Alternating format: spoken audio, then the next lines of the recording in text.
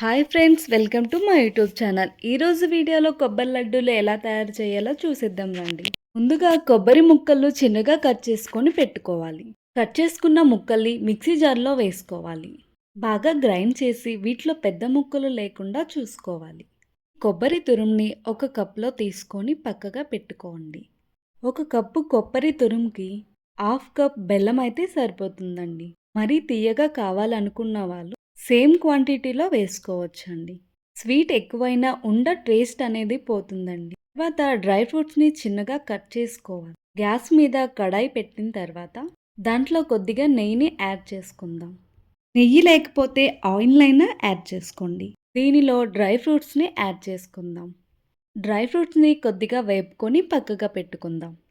ఈ dry fruits అనేవి golden కలర్లో వచ్చే వరకు వేపేద్దాం. అదే కడాయిలో కొద్దిగా నెయ్యి వేసుకుని ఈ కొబ్బరి తురుముని వేసుకుందాం.